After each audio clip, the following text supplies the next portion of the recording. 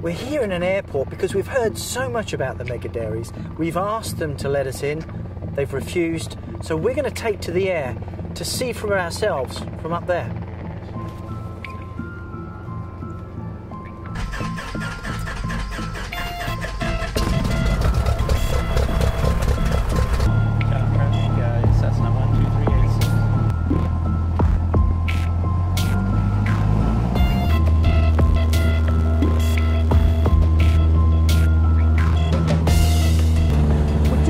A mega dairy from the air, and it's an incredible sight.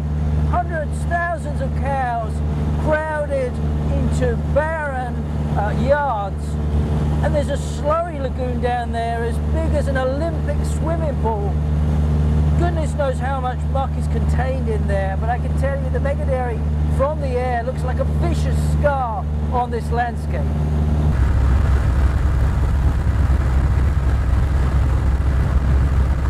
The vastness of the landscape here, you know, really does make you wonder why the cows are all crowded into one small space.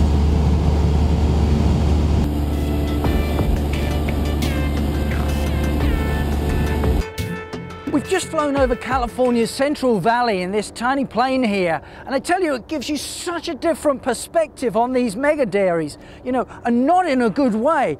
You can see that these cows really are pumping out the effluent equivalent to a small city.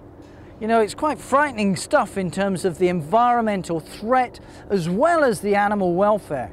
No wonder there are so many water pollution problems and air pollution problems arising from these mega dairies.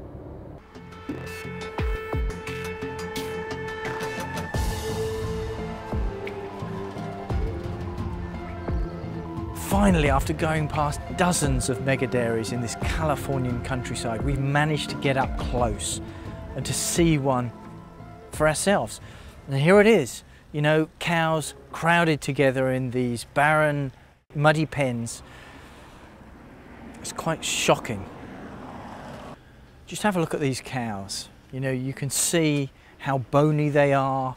You know, some of the udders on these cows are simply huge, where they've been genetically selected to produce so much milk. They're being fed concentrated feed. You know, it's all about production, production, production. That's why there are so many cows here. That is why they're not on grass.